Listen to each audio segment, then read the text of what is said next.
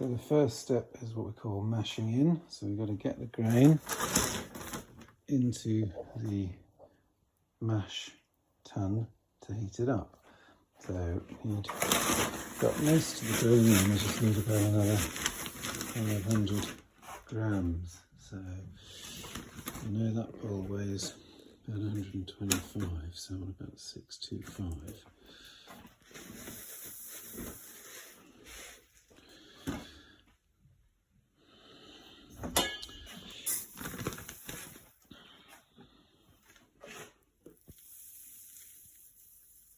There we go, a little bit more. So here we've set the temperature to 75 because when we put the cold grain in it'll bring it down. The target temperature is 66 for the mash. It's going to be at 66 for an hour. So this is the main lot of grain. That's the pale ale malt, the Maris Otter from the big sacks. So that's all in, so we've got to make sure that's well stirred in. So before we put this in, we put the right amount of water in here and heat it up. And then we put the grain in. So that's the Maris Otter thermal, because we're going to put in some other grains, some oats. These are oats, and those are oats. Some darker malts, and some other malts that will help to give it body, because this is a Trig Point milk stout we're doing today. Before I got into all that, I was here on the software doing the recipe, and then we track this. So it says here the first step is heat the mash water. So we've done that. Yeah.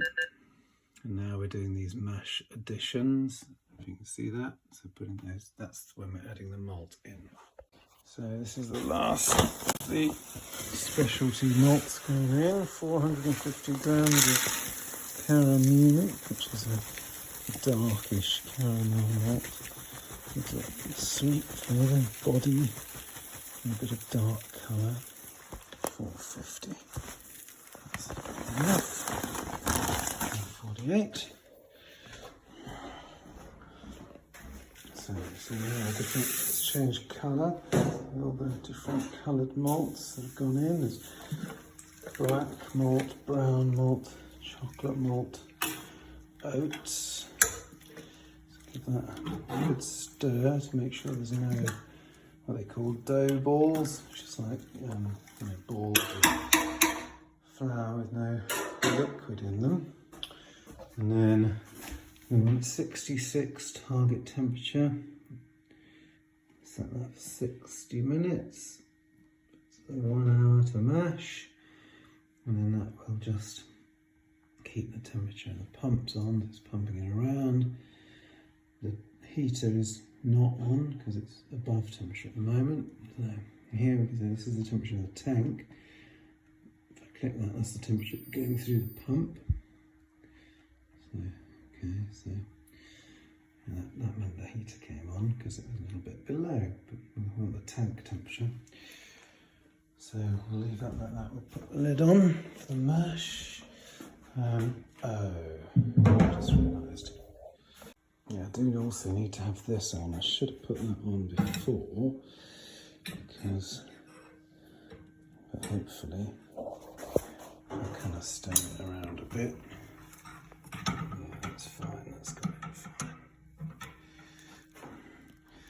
Yeah, so this is for the recirculation, so we'll let it settle for a bit and then we'll turn the pump up through here so it recirculates the water through the mash as well. And that's also used for the sparging, which is where we put the more water through to wash all the sugars out of the grain at the end of the mash. The mash is the bit that putting the grain in the hot water gets the enzymes in the mash going, and it converts the starches in the grains into sugars, and sugars are what the yeast can eat to make the alcohol in the beer. So this gives it the colour, the flavour and the sugars which are needed to make it into beer.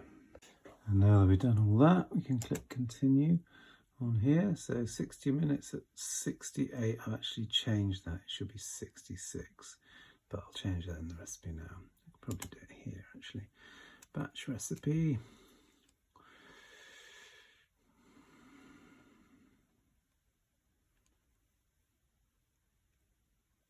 Boil time, litres.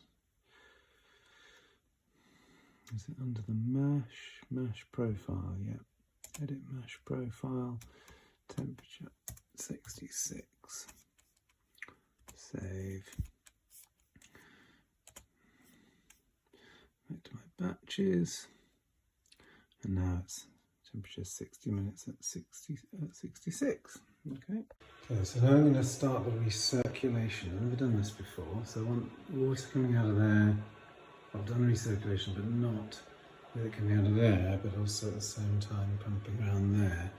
And what the advantage of that is this one's pumping it around the outside of what this is called the malt pipe. That means that it's passing it over the heating elements, so it's making sure the water's evenly heated, and then this one is circulating the water through the mash bed, which helps to pack the mash bed down and filter the beer so it gets clearer. So to do that, we've got the pump is on. So I think I should be able to just turn this valve. So at the moment it's pumping out there, which is then going back in again. So I want it halfway between pumping out and pumping up the middle. So if I do that, yeah, I can hear something happening. There it is. It's doing both. Perfect. You can see that. I've got the pump on about 30%. And that seems to be doing quite nicely, because I don't want it going too fast through there. So just coming to have a check on it. You can see the dark colour there. That's where the water's been filtering through the mash bed now, because it's a dark beer with dark malts in it. The liquid, which we call the wort, W-O-R-T, that's the sugary liquid that we make that gets fermented, is the wort, is going dark brown. And you'll see that here as well in the pipe. It's because it's sucking it out of here and it's pumping it up through the other side and into the finish. And there, mash temperature's steady at around about 65. It's got 30 minutes left of the mash. This is the hot liquor tank, the HLT. I'm heating water up here. I want to get it to about 80 ideally, and then that gets pumped through this pipe in, and it comes, and use that for the sparge. And the sparge is the bit where we lift all the grains up out, and then we wash more water down through the grains to make sure we got all the sugar out. Something else I want to do whilst this is mashing is to check the pH of the mash. That's like how acidic or how alkaline it is. So if we go down here, go to the batch recipe, I'll tell you, you'll find out all about those green bars and things. So here we've got the water profile of the mash, and the pH is supposed to be 5.44, so that's quite acidic, which is right. It needs to be acidic for the enzymes to work to convert the starches into sugars. Neutral pH, which is in between acid and alkaline, is 7. The water, when it comes out the tap, is about 7, around about 7. But the malting of the barley makes it a bit more acidic, so we'll check it and see. It doesn't need any adjustments, any chemicals. We've got these chemicals that we use to adjust the pH if it needs it, but for stout it doesn't need it, or it shouldn't need it. I'll just collect a bit here, and I'll see if we can do this one-handed.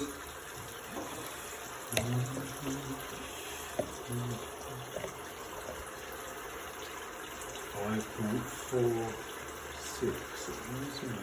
Not jiggling around a bit, but near enough. So I'm also going to try and check the pH of the sparge water. So let's see if I connect a bit of that, because it might be a bit too acid, because it was previously treated. Oh no, 6 point. Okay, that's, so there's some previously treated water there. But I've put a lot of tap water in there, and that's about neutral. Remember, neutral 7, 6.9, 8.9, 7. Yeah. So we're nearly coming to the end of the mash. When that gets to 0, then we raise the temperature to 78 degrees, what we call the mash out. That heats it up and stops all the enzyme conversion. We do that for 10 minutes. And when that's done, we're going to lift the malt pipe out to do the sparge. So I'm going to get the block and tackle to do that. I've put the gloves on because block and tackle is really oily. So it's quite heavy. So I probably won't be able to video whilst I'm actually putting it up, because I need both hands. So there it is. So that hook attaches onto the handle of the malt pipe, and we can lift it out, because the malt pipe with the malt in it, because there's only about 15 kilos of malt in there today, so it's only going to be about 30 kilos, but if it was full it would be about 70 or 80 kilos to lift out. So the BrewTools is on wheels, so we can move that out of the way.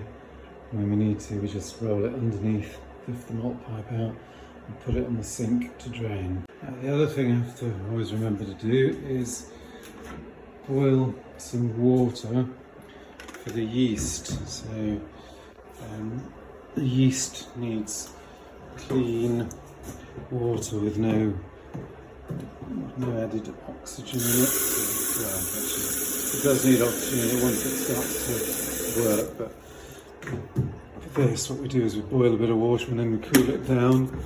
We use that to rehydrate the yeast. So it's boiled, it's clean, it's got all the minerals out of it.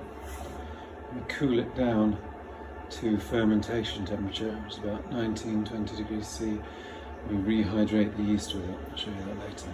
So this reached 0, so I've set the temperature up to 78. I'm going to go with that for another 10 minutes. Actually, it's 10 minutes from when it reaches 78, so I've actually left that until it got to target temperature. As you can see, the heater automatically turns itself up a bit. Because it's on mash setting, it won't turn itself all the way up because there's grain in there, it doesn't want to burn the grain. That's beeping now. Let's just finish beeping to say the mash out is completed. So it's done 10 minutes now at 78 or thereabouts. So I'm going to turn the pump off, turn the heater off, and we're going to lift the malt pipe ready for the sparge. And the sparge is the bit where we run more water through the grain. So to lift the malt pipe, I have to, I'm going to put some gloves on, hang on. So to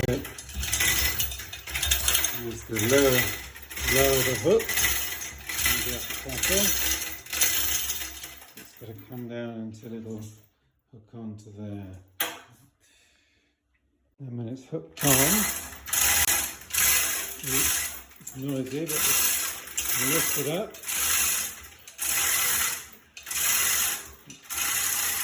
So we want this as close to here as we can. We lift it up and swing it onto there. So of course I lied there. We're not swinging it yet onto the side. We just get it up so it latches onto there, and then we're going to connect up the water, and the water gets pumped through. Right, so it takes a little while. You have to keep turning the pump on and off till you got all the air bubbles out. And also you've got to remember to have a crack at the top here, otherwise it sucked that down. I thought I did, but I didn't. So anyway, now it's pumping through. This is the Sparge, so it just pumps water into here, and then that rinses down through the grain to get all the sugars out. So it's about 45 litres of water we want to be pumping through. So we started with 100, so we want to come down to about 65. So while that's sparging, as you keep moving this around,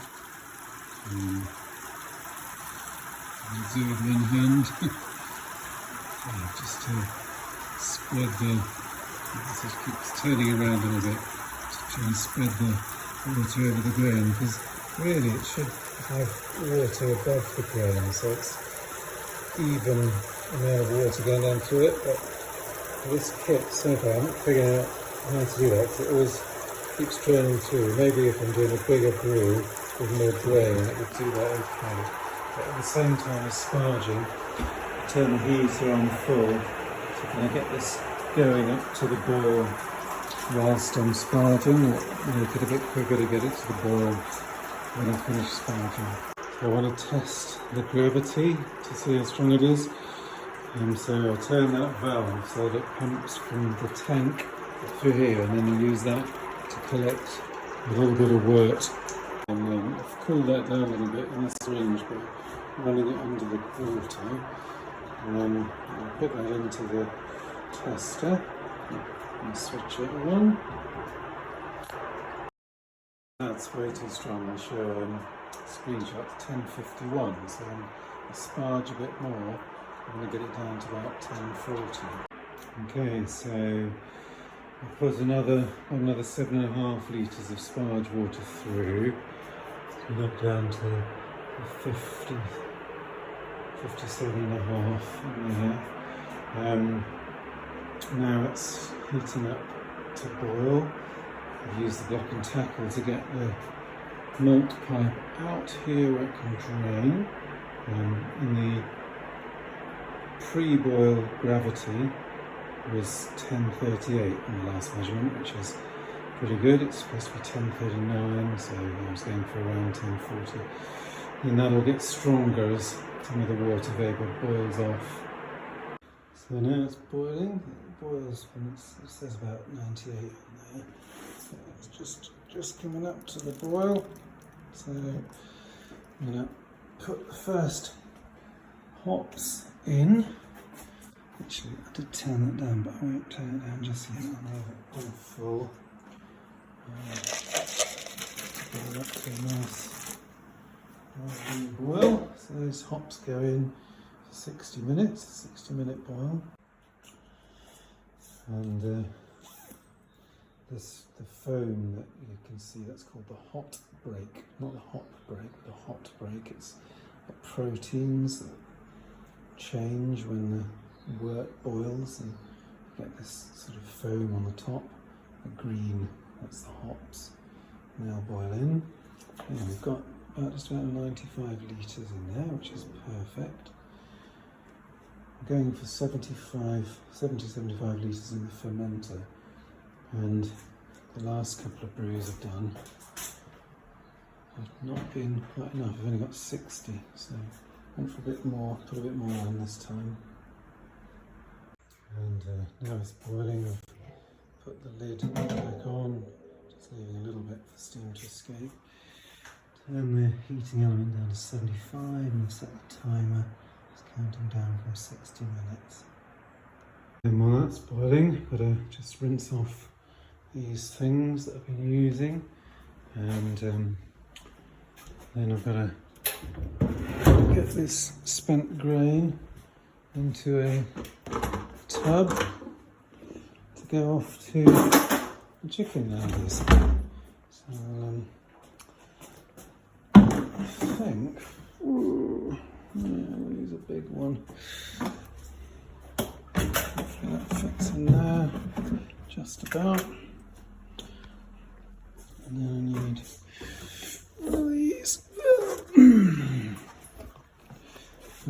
basically I just scoop it all out like that.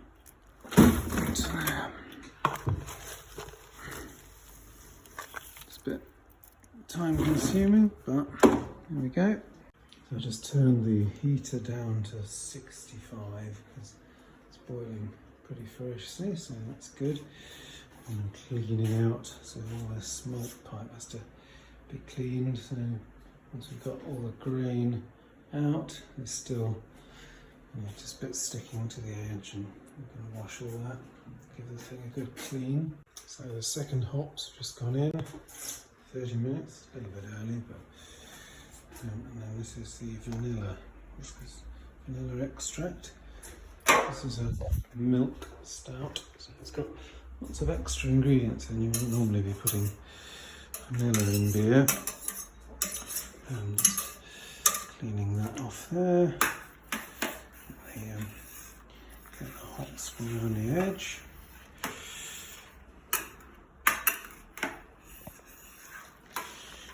Little stir.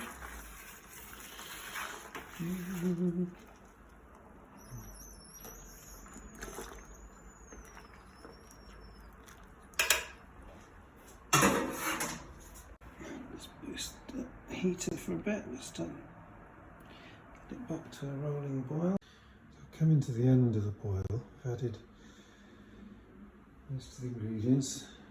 The lactose, which is milk sugar, which should raise the gravity, should make it heavier because it's adding a sugar, but it's a non-fermentable sugar. So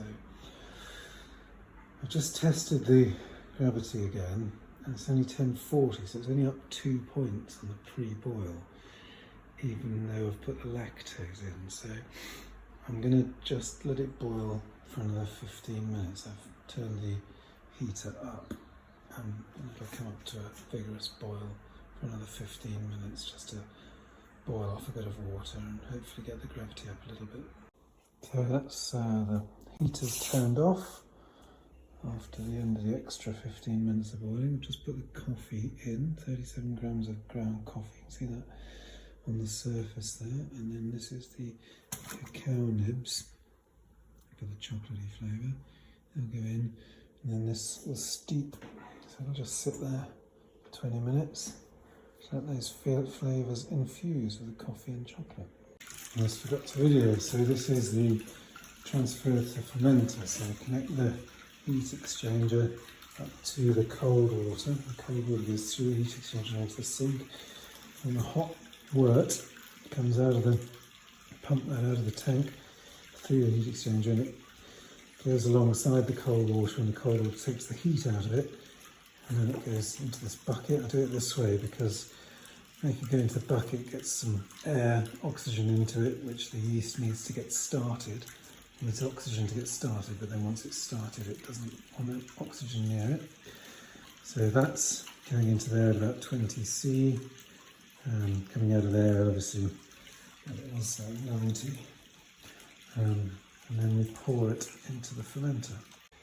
And we're going to use this fermenter. So I've already poured quite a lot in, so hopefully we'll fill that near enough. I'm looking for about 70 litres, so yeah, I've got about 50 so far. And this is the yeast, so the water that we boiled and cooled is poured over the dried yeast to rehydrate it. And when we fill the fermenter, we tip the yeast in and it starts fermenting.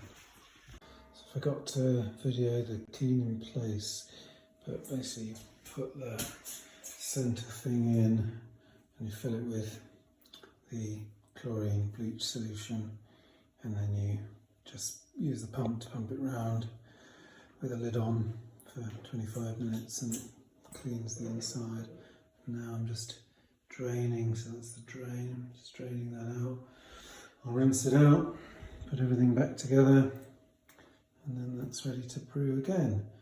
And when I've done that, I need to rack, so I need to fill 2 kegs with shaky bridge from here and get that on the gas to get carbonating, and I need to bottle shaky bridge because I've got deliveries tomorrow and people needing it in the shop.